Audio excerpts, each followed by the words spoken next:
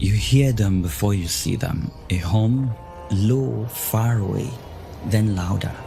Then the dust, this brown cloud rising off the earth like smoke. Then the shapes, motorcycles, dozens of them, one after another, moving together across dry, flat land. September 12, 2024, Zamfara State, northwest Nigeria, somewhere in the middle of this column, surrounded by armed men, rides a 38-year-old man. His followers call him the King of Kings, and for the last 2 years, the Nigerian military has been trying to find him. Today, they do. The gunfight lasts hours. When it ends, the King of Kings is dead. Across Zamfara, people celebrate. The governor calls it a major victory. Soldiers are given a reward of 1 million naira to split between 26 men. But within weeks, the violence got worse. His men didn't surrender. They split into factions, and those factions started fighting each other over his gold mines, weapons routes, and who would take his place. Because the King of Kings, you see, didn't just run a simple gang. He ran a well-oiled system, and the system didn't die with him. This is the story of that system, how it works, who pays for it, who profits from it, and why, after everything Nigeria has thrown at it, nobody has been able to shut it down. November 2025, Papiri village in Niger State. A mother presses her daughter's uniform, packs her bag, says a prayer at the door, and sends her to school. St. Mary's Catholic Secondary. The same school, the same morning routine. By noon, armed men on motorcycles have surrounded the compound. By evening, over 300 children and 12 teachers are gone, marched into the forest. No demands, no phone call, just silence. It was later confirmed that some had escaped, but this is still one of the largest school abductions in Nigerian history. The phone call comes later. It always does, sometimes within hours, sometimes the next day. A voice on the line, the victim's own, shaking, reading words someone is holding in front of them, or a stranger, calm, almost bored. The voice names a price, 5 million naira, 20 million, 100 million. The family doesn't have it. They never do. So they negotiate. And the negotiation can stretch for days, weeks, or even months. Between July 2024 and June 2025, 4,722 people were kidnapped across Nigeria. 997 separate incidents. To understand the scale of what we are dealing with, I spoke with Cheta Nwanze. He runs SBM Intelligence, a Lagos-based research firm that has spent years tracking every kidnapping in Nigeria. Thank you so much for agreeing to speak with me on this very important topic of insecurity in our country, Nigeria. So your team tracked nearly 5,000 kidnappings in a single year. When you first saw the full data set come together, what pattern emerged that surprised even you? When you have just over 4,700 kidnappings, 4,700 people taken around in just under 1,000 incidents. It's almost 5 people per incident. That qualifies as a mass kidnapping. Now the pattern that really jumps out is not the scale. It's the democratization of the victim pool. The kidnappers asked for a total of 48 billion naira. They collected 2.57 billion, about 5% of what they demanded. The ransom demands total 48 billion naira, but only 2.5 billion gets paid. What does that 5% collection rate tell us about how the system actually works?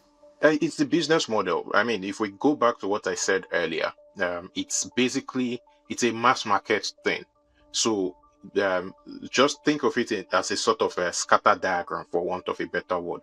When you go into a village, you pick 20 people, you know that some of them will not be able to pay. But there's the chance that one of the 20 will be able to pay. Maybe one of the 20 will die. So that's 5% collection rates. And think about it this way. It's actually, when you have 48 billion demanded, but just about 2.5 billion paid, that's roughly 5%. So So it's clearly a model of mass kidnaps. Grab as many people as we can, and then those people with fit pay, they go pay. Then the ones we no fit pay, well, anything with the same, they take up. The Northwest accounted for 62% of every person taken, and the prices aren't random. Clergy are targeted more than almost anyone. 17 Catholic priests were taken in that 1 year window alone. The single biggest ransom was 766 million naira for one man, a high court judge in Borno State. That one payment was nearly a third of all the ransom money paid in the entire country that year. But once a price is agreed, once a family has sold land, borrowed from neighbors, emptied every account they have, somebody has to carry the money. Sometimes one man, one motorcycle, one black polythene bag full of cash. He rides into the forest until someone stops him. So how does a ransom delivery actually work? Walk us through the logistics. This one man on a motorcycle model that you see from, for example, from the Islamia school case is real, but it's not the entire picture. So let's start with Kuriga, the school kidnap, where was it 135 pupils were taken. The negotiators did not show up with an envelope. They arrived in SUVs and Hilux trucks. Cash was transferred at the forest edge, loaded onto 18 motorcycles. Each motorcycle carrying 2 Ghana must go back stuffed with money. That tells you something. This is a logistical operation. Basically, these groups have holding camps that are deep in forests in places like Rigasa, Birningwari, Zamfara. The money has to be moved across terrain that the security forces, I'm not going to say can't patrol. What I would say is will not patrol. 2024 report, we pointed out a new trend that's a very bad new trend. Ransom bearers getting killed or kidnapped themselves. The most striking case was one of a chap, 27-year-old guy named Abba, who was delivering 16 million naira and 3 motorcycles to kidnappers in Kaduna State. And then they killed him for being rude because he was trying to keep his own motorcycle. Then there was another case in Dogondaji in Kaduna. Kidnappers shot and killed 2 vigilantes who had volunteered to be ransom bearers, then killed the 3 hostages anyway after collecting 25 million naira. Well, in 2021, parents of children kidnapped from an Islamic school in Niger State pulled a second payment of 30 million. They gave it to a local man named Kasimo and sent him along with a few others in the delivery party into the forest. The bandits took the money, but then they took Kasimo. They said the cash was 4.6 million short, and as punishment, the parents now owed them 6 brand new motorcycles on top of it. A year later, the army intercepted 60 million naira heading to bandits in Kaduna, cash in bags on its way to the forest, and among the people caught carrying it were security personnel. The same people who were paid to fight the kidnappers allegedly were helping deliver money to them. This isn't crime the way most people think of crime.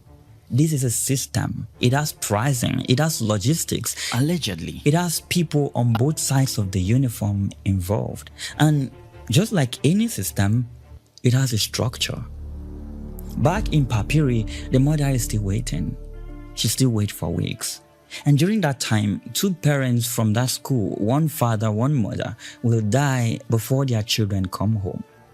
Not from bullets, but from the weight of not knowing what happened to their children.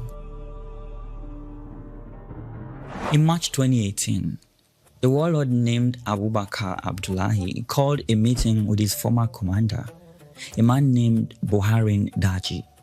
The two had fallen out over cattle. Daji had raided the settlement of Abdullahi's in-laws and stolen their herd. When Abdullahi demanded they be returned, Daji refused, said the cattle had already been shared among his boys. So Abdullahi proposed a sit-down, a resolution. Daji agreed. He showed up with about 24 of his men. They came to talk. Abdullahi shot him in the chest. His boys opened fire on the rest, and then he took over Daji's territory. His camps, his fighters, his villages. People in the forest of Zamfara came to know him as Dogo Gide. He built a stretch of territory around Dansado where villagers farmed for him. He took a share of the harvest. He settled disputes. He decided who could travel and who couldn't. And then in October 2021, reports emerged that Gide himself had been shot dead by his own deputy in the same forest he'd taken from Daji. But reports were never confirmed. As recently as 2024, in fact, security analysts and intelligence sources were still referencing his camp as operational.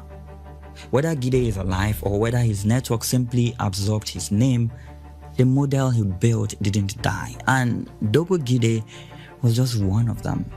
Across northwest Nigeria, there are more than 120 armed groups just like this one.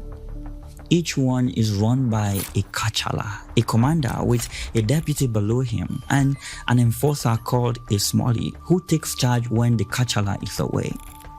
Below them, we have the fighters, mostly teenagers and young men, Fulani boys from broken villages, families who lost their cattle and their land in the same decade. In Zamfara state alone, there were an estimated 30,000 fighters spread across more than 100 camps as of 2021. That number has only grown. No single kachala controls all of them. There is no council, no central command. Each one runs his own territory, but when a big operation comes along, a mass kidnapping, a highway ambush, or an attack on a military base, 3 or 4 kachalas pull their men and their motorcycles. It is a franchise, not a chain of command. And this franchise makes money in 5 different ways. There's kidnapping for ransom, gold mine royalties, cattle rustling, forced labor farming, and taxes. The taxes are the part that changes how you view all of this. In 2022, a reporter from Premium Times spent 8 weeks inside bandit-controlled territory in Zamfara. What he found wasn't just raiding, it was a government. Villagers paying levies of hundreds of thousands, sometimes millions of naira, just to be left alone. In one community, Dada, in the burning Magaji area, armed gangs raided farmlands, chased away farmers with guns, and then came back to demand 1.5 million naira. The villagers pulled it.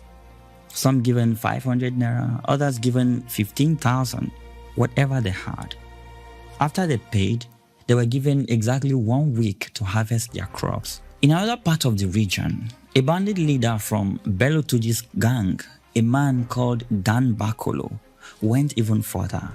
He didn't just collect the money, he replaced the traditional ruler of a town called Gangara and installed himself as the new village head. In Sokoto, 42 villages in the Sabon Burning area paid over 67 million naira in levies to bandits operating in Bello Tuji's territory. This happened in a single week. The revenue fed a pipeline that security analysts say funds recruitment, arms procurement, and territorial expansion. Bandits settling disputes, collecting zakat, running courts, and punishing people who break the rules. This doesn't look like a criminal network. This is governance, a shadow state running inside the space that the real state walked away from. Now, we've shown you earlier how the King of Kings died in the firefight with the Nigerian army. But that convoy, those dozens of motorcycles, those armed men, that was just the surface. What made this man, Halilu Sububu, dangerous wasn't his guns. It was what he did with gold. He controlled the largest share of gold mines under bandit management in Zamfara. Every miner in his territory, Nigerian, Burkinabe, Chinese, they all paid him a quart every week, and that gold didn't sit in a vault, it moved across borders into the hands of arms dealers who sent back AK-47s. According to court documents filed in Abuja, his network acquired a military gun truck from Libya, routed through Niger Republic at a cost of 28.5 million naira, paid partly in cash and partly by electronic transfer. Sububu didn't just arm his own fighters, he sold weapons to other Kachalas. He was the dealer, the middleman, the man who turned gold from Zamfara into AK-47s for gangs across 6 states. But then the army killed him and something strange happened. The violence didn't slow down. His men split into factions. Mati grabbing for the mines, Najaja building his own command, Babuga carving out a separate base. They started fighting each other over who would take his place. So killing the King of Kings didn't break the system. It shattered it into pieces, and the pieces kept cutting. But his death did produce one thing nobody expected: a courtroom. You see, on December 23, 2024, 4 men linked to the networks of both Sububu and Bello Tuji were arraigned at the Federal High Court in Abuja on 11 counts of terrorism. Among them, Musa Kamarawa, a former aide to a state governor. The charges alleged they had provided material support, that is drugs, weapons, vehicles, military uniforms, to bandit groups across the Northwest. Months later, in March 2025, a witness, identified only as ABC, took the stand. He described how one of the defendants had personally delivered the gun truck to Sububu's camp in Sububu Forest, how the bandits fired into the air in celebration when it arrived, how they pushed for photographs with the vehicle, Sububu, the witness, and the defendant all standing together. It was one of the only times the inner workings of the system had ever been spoken aloud in a Nigerian court. And now on to the man who survived him.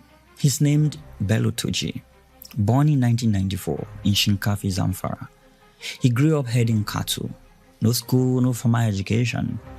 He says the Yansakai, that is this vigilante group, killed 6 of his siblings and stole his family's cattle. He says his father tried to sue the emir of Zomi and got nothing. So he picked up a gun. By 27, he had a reputation. Sububu had trained him. Shehu Rigeb, one of Sububu's most trusted lieutenants with connections stretching across the Sahel, linked Toji to the wider arms network. And then the killing started. September 2021, allegedly, after the Yansakai killed 11 Fulani men at a mosque in Guadabawa, Tuji led his fighters to the market in Goronyo, Sokoto. They opened fire on shoppers. At least 50 people died. Some accounts say over 60. And then December 2021, his men ambushed a bus in Sabon Beni. They set it on fire, with the passengers still inside. About 30 people burned alive. January 2022, a wave of attacks across Zamfara, village after village, over 200 dead in a single week. Allegedly, the Air Force bombed his compound. They killed his son. They killed his second in command, a man named Aminu Kanawa. In January 2025, along with over 24 other fighters, they inflicted what the military called terminal injuries on his younger brother, Doso. His bounty was 5 million naira. The military has announced his camps destroyed and his network degraded, but this has happened more than once. He's still alive. And then in December 2025, a video surfaced that blew open one of the most dangerous questions in Nigerian politics. It didn't start with Tuji. It started with a man named Musa Kamarawa, a former aide to Bello Matawale, the man who was governor of Zamfara when Tuji rose to power.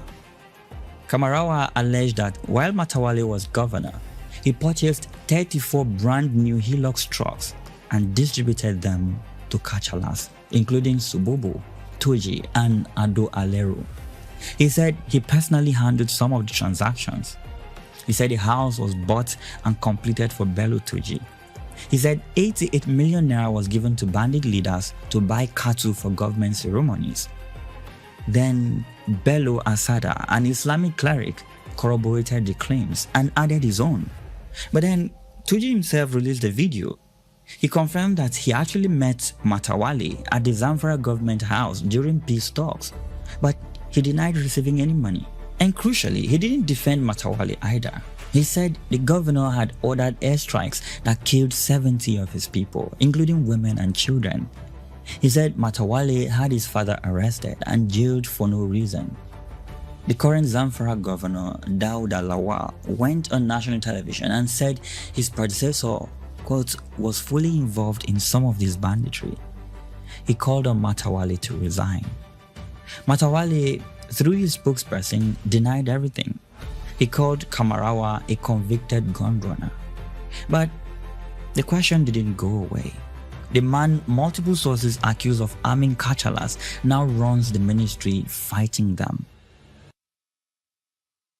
You see, Tuji didn't fall from the sky. None of them did.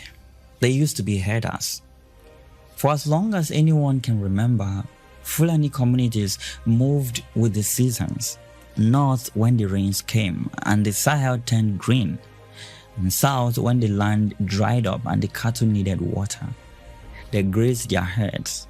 They traded with farming villages along the way. It worked. Well, until land started running out. Less water, fewer grazing corridors, more people fighting over less farmland. Cattle went missing. Herders blamed farmers. Farmers blamed herders. And then the third group showed up. The Yansakai. The Yansakai were vigilantes. These were house of farming communities who armed themselves to fight back against rustlers. But they didn't just go after cattle thieves. They went after Fulani herders. Any Fulani herder, Tuji says they killed 6 of his siblings, stole his family's cattle. His father tried to sue, but nothing happened.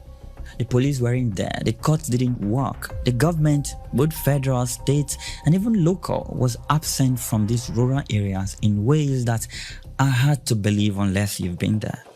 So the herders began arming themselves, first with machetes, then with Dane guns, 1 single barrel shotguns, and then somebody crossed the border into Niger and came back with an AK-47. By 2018, everything had changed. A kidnapping paid more in a single week than a year of herding. A gold mine was worth more than any grazing corridor. The men who picked up guns to protect their cattle were now running armies.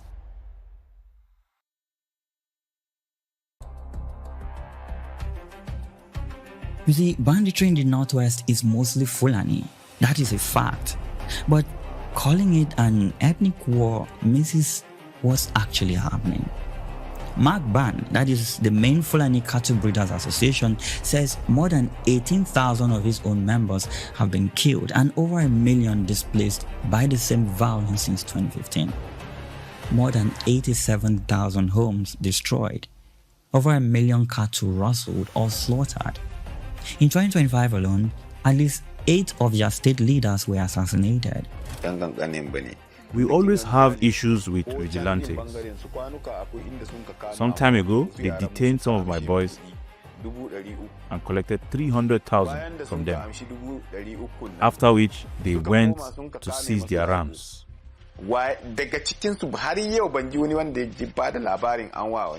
Since then, nothing has been done. If it had been my boys who did this to a Hausa man, people would be complaining. Yes, of course. At first, when the conflict started, it did not reach this magnitude. It got to a point where we had to leave our communities and go to places where we had access to weapons. At that time, there were fewer AK-47s in our forest. Probably 5, 6, 7, 8, 9, or 10. But now, only God knows. For example, you may find someone with 1,000 AK-47. You see the danger? But had it been the authorities intervened early, we wouldn't have cared to look for guns or leave our houses because we didn't know anywhere else to go. The cartel recruits from Fulani communities. It also destroys them. But a system this big, fighters across 6 states, 5 ways of making money, shadow governments running entire villages, this sort of system doesn't survive on machetes and stolen cattle. it survives on military-grade weapons, and those weapons travel a very long road to get here. That road starts 3,000 kilometers away. In October 2011, Muammar Gaddafi was killed. His regime collapsed, and nobody secured the weapons. AK-47s, RPGs, machine guns, anti-aircraft systems, millions of rounds of ammunition. Gaddafi had stockpiled enough to arm several national armies. Within months of his death, all of it was moving across borders no one was guarding. From southwestern Libya, the weapons travel by 4x4 through the Sahara into Niger. They are stored around Agadez, a crossroad that smugglers have used for centuries. From there, 3 roads push south: Agadez to Zinda, Abalak to Tahua to Benin Nkoni, Madawa to Guidan, Rumji to Maradi. All 3 end in the same place, Nigeria's northwest. In April 2021, Nigerian soldiers stopped a convoy of Toyota Hiluxes near a town called Ingal. Inside were 77 AK-47s, 7 RPGs, 30,000 rounds of ammunition, 2 rocket launchers. That convoy was reportedly heading for Maiduguri, Nigeria's northwest, suspected Boko Haram territory. But the road it traveled is the same road that feeds the northwest, the same drugs, the same weapons, the same smugglers walking the same desert corridor. That was one convoy, one day, one road. And the border those weapons cross, Nigeria's entire northern frontier, 1,500 kilometers of scrubland, is patrolled by an estimated 1,950 people. But the weapons don't move on cash alone. They move on gold. Cartellers take a weekly cut from every miner working on their land. Nigerian miners, Burkinabe workers, Chinese companies, everyone pays. And that gold goes straight across the border into the hands of arms dealers who send back AK-47s. Under Sububu, the gold for arms exchange ran through partners in Mali and Burkina Faso. When he was killed and his network fractured, lieutenants like Mati scrambled to secure their own supply lines, reaching into new markets across the Sahel. And just a second source of weapons, Conflict Armament Research, an organization that traces weapons across conflict zones, has investigated firearms recovered from armed groups in northern Nigeria. The findings were that some of those weapons were traced back to Nigerian state armories. Nigerian manufactured ammunition, according to the UNODC, is the second most prevalent type found in bandit hands across the Sahel dataset. Allegedly, some of the guns bandits carry can be traced back to the same armories the military draws from. And the supply chain has people too. By 2022, women were moving ammunition and disassembled weapons under their clothing and inside food packages. One woman caught in Sokoto State carrying 991 rounds of AK-47 ammunition, trafficking them from Dabagi village to a bandit kingpin in Zamfara. Another arrested in Plateau State with 8 locally built AK revolvers and submachine guns, plus 400 rounds, all heading northwest to bandit camps in Kaduna, Katsina, and Zamfara. And then in July 2023, Niger's government fell in a military coup. The security cooperation along the border, already thin, collapsed. The road from Libya to Zamfara has never been more open. And by 2021, this pipeline had already delivered something the Nigerian military never expected. Something that proved the bandits had moved past anything the state was ready for. It happened on an afternoon in July, in the sky above Zamfara.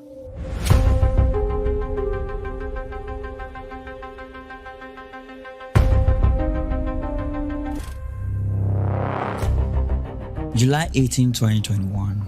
A Nigerian Air Force Alpha jet is heading home. The mission is done. A strike along the Zamfara-Kaduna boundary.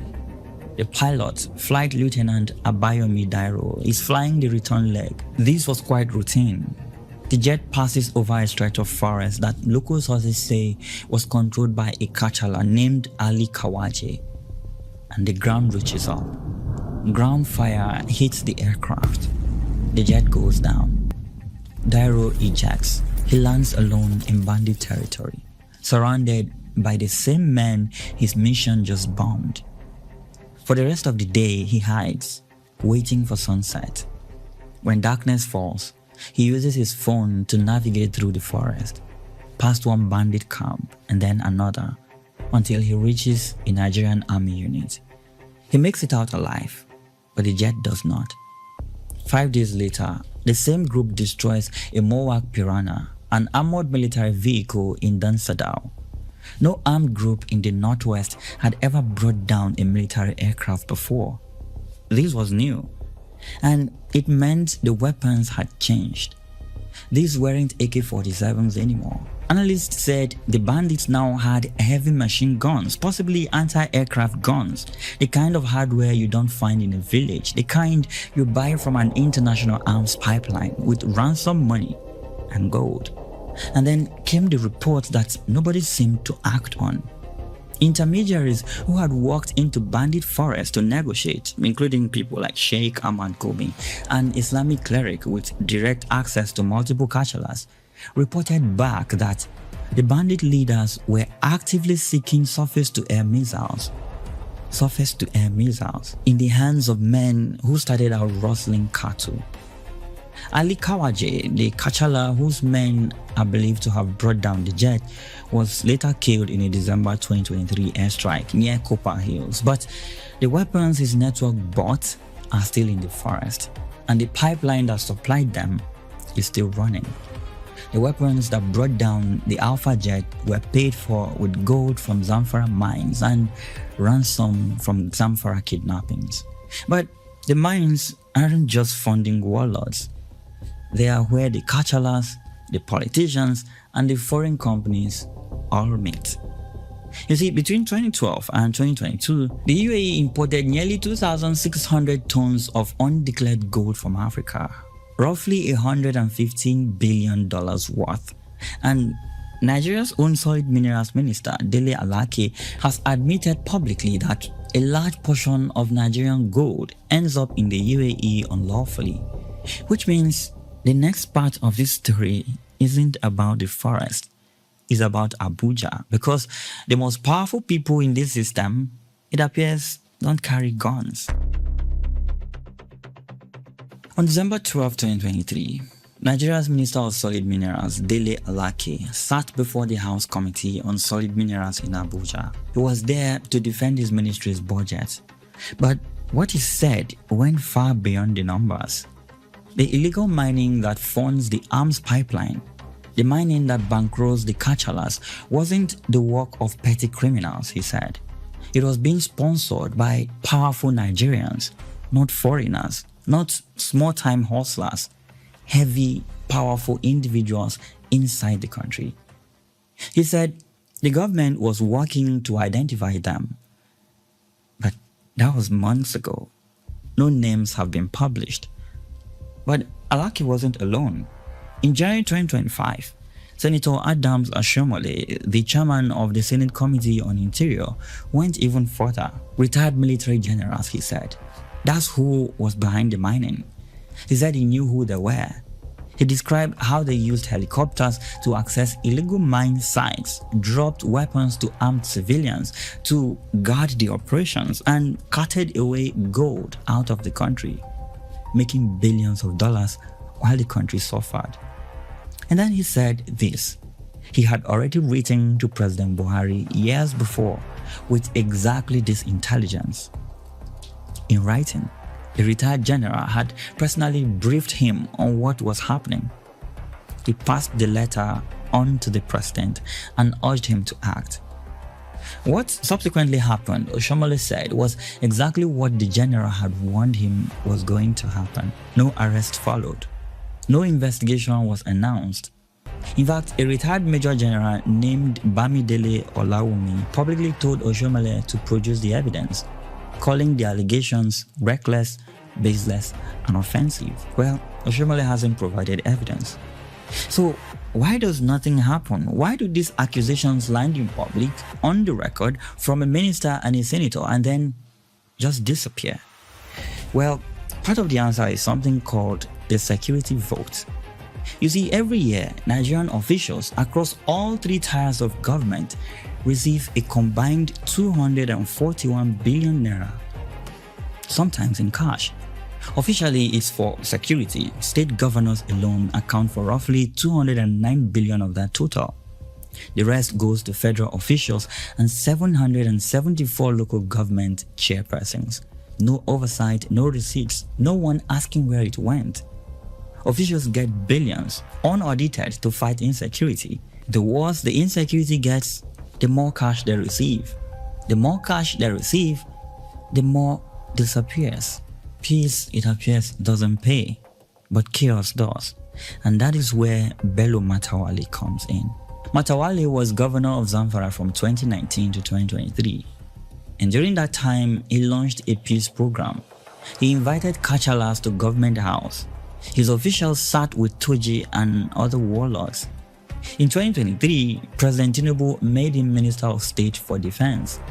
And in December 2025, the arrangement blew wide open. It started with Musa Kamarawa, Matawalle's former aide, who alleged that while Matawalle was governor, he purchased 34 brand new Hilux trucks and distributed them to Kachalas. He also said millions were paid to bandit leaders. Then Bello Asada, an Islamic cleric, corroborated the claims. And then Tuji himself released a video. He confirmed that he met Matawalle at the government house during peace negotiations, but denied receiving any money. None of these allegations have been tested in any court. But what is clear is this: the man who sat across from warlords as governor now sits in the ministry charged with defeating them. And that brings us to the question we've been building toward. If the state has the legal tools, and it does, if it has the military power, and it does, if it has the intelligence, and a sitting senator says it does, why in over a decade of this crisis has the state never successfully put a single major bandit warlord on trial? Associates have been arraigned, suppliers have been charged, but the Kachalas themselves, killed in airstrikes, killed by each other, never captured, never tried, never cross-examined under oath. January 5th, 2022. The federal government puts it on paper. Armed bandits, officially, legally, are now terrorists. This is contained in the Terrorism Prevention Act. Membership in a designated group gets up to life in prison. That was over 4 years ago. Since then, the military has killed hundreds of fighters. Airstrikes have flattened forest camps. Operations with names like Hadarin Dachi, Sahel Sanity, Fansan Yama, and Whale Punch have circled through the northwest. One after another, and across all of it, every operation, every raid, every arrest, the number of bandit Kachalas who have been taken to court, tried, and convicted is exactly zero. They get killed. Sububu airstrike, September 2024. Ali Kawaje airstrike, December 2023. Dan Karami joint military operation, April 2025. Although his death has been falsely reported once before. And they also get amnesty. Kachalas have walked into military camps, handed over a few guns, and walked out free men. If Musa Kamara's allegations are true, they get Hilux trucks, but they never sit in front of a judge. Now, think about this. In the first 3 months of 2026, just 90 days, Nigeria's Drug Enforcement Agency, that is the NDLEA, secured 974 drug convictions, 11 kingpins, 254 years in prison between them.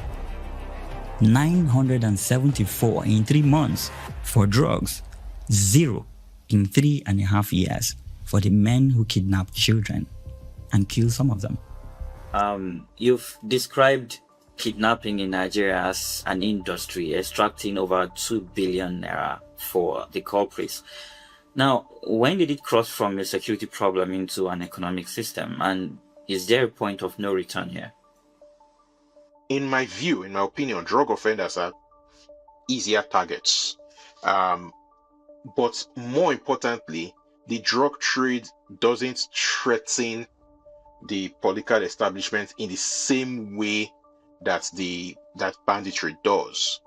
The drug trade is a major threat to the political establishment because it has international ramifications. So there's the incentive to go after them and bring them to book so that it will not further. The Nigerian passport is one of the weakest in the world already. So there's that incentive to, I mean, there's nobody that I know, myself included, that likes showing up at an international airport and being treated. I try to avoid Schiphol as much as I can, Schiphol in the Netherlands, because when you're coming from Nigeria, there's always a dog outside the plane waiting to sniff all of us. It's embarrassing. So there's the incentive to really go after the drug trade. But the kidnap thing is almost completely internal. The contrast between the 974 NDLEA convictions and zero bandit convictions is not really about capacity or legal frameworks. It's really about political will applied to different threats. The Nigerian state knows how to convict people. He knows how to build cases, secure witnesses, and put kingpins in prison. He does it for drug dealers every single quarter. But he does not do it for the men running the system behind the kidnapping industry. 303 children were taken from St. Mary's that November morning. About 50 or so escaped on their own. 100 were released on December 8th. The last 115 came home on December 21st. 2 parents died while waiting. Anthony Musa died of a heart attack when he learned 3 of his children were gone. A second parent, a woman whose name was never released, died the same week. But no one has been publicly identified, arrested, or charged for the St. Mary's abduction.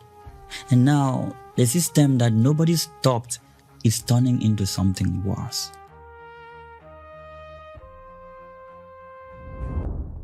Every piece of research on this conflict, from West Point's Combating Terrorism Center, from the International Crisis Group, from the researchers who have walked into this forest, says the same thing.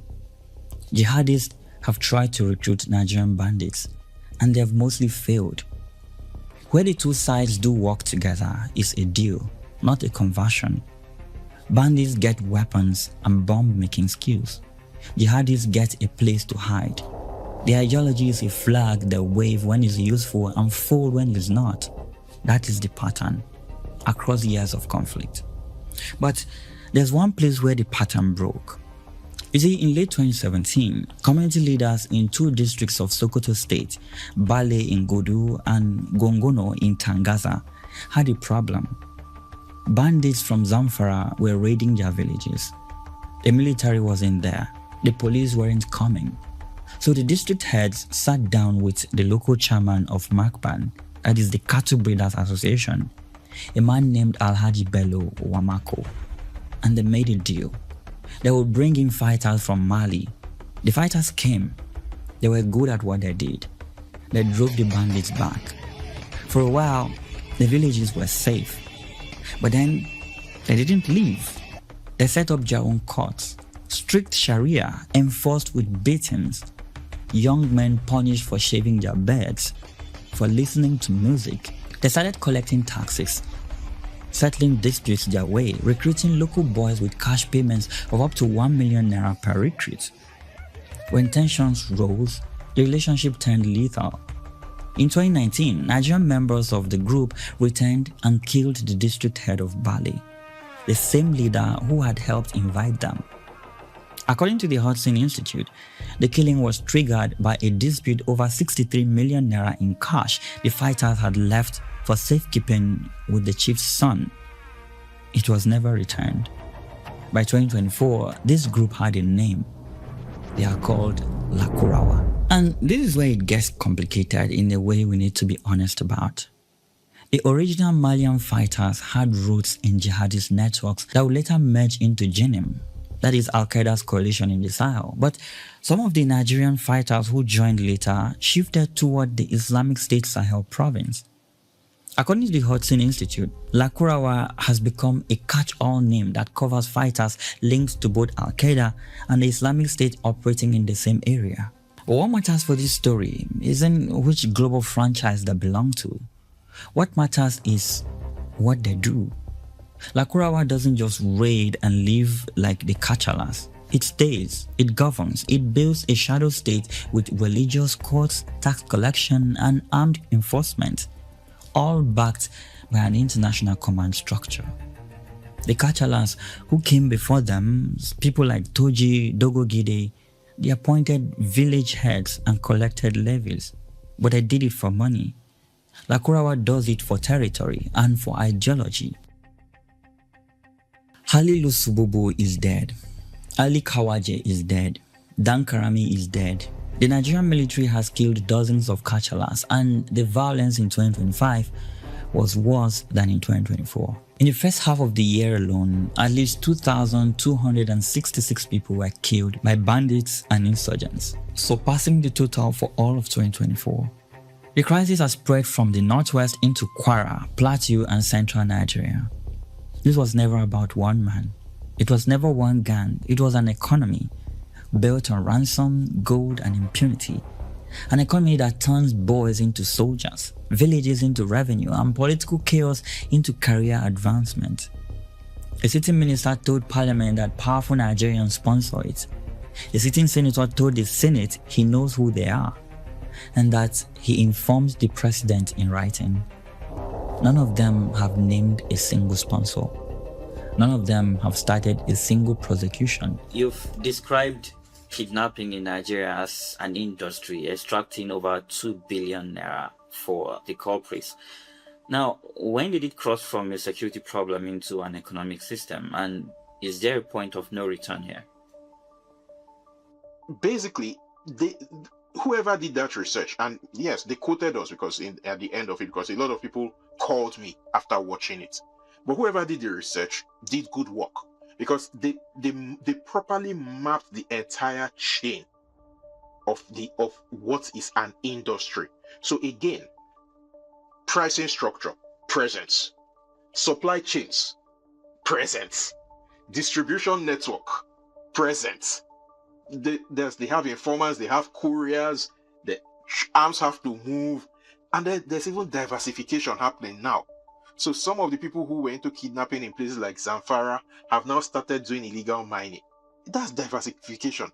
So when you look at it in this, it's an economy. We're watching an economy. All I will say is that there is never a point of no return. The real question is, how much force do we need to bring to bear to bring it back to normal? And it's not just about force, as Trump is finding out in Iran, for example.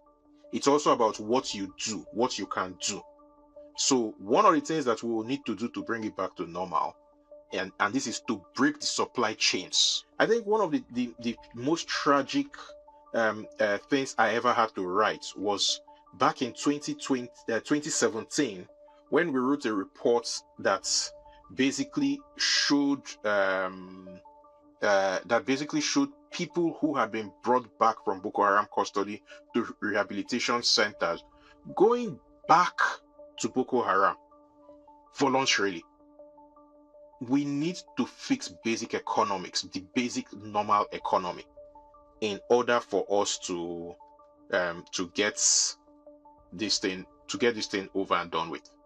Until we do that, it probably will keep getting worse. But looking at the data, it's undeniable. We now have a kidnap industry. It's a part of our economy. It's not just a failure of security. It's a functioning economic system. It's a failure of the economy.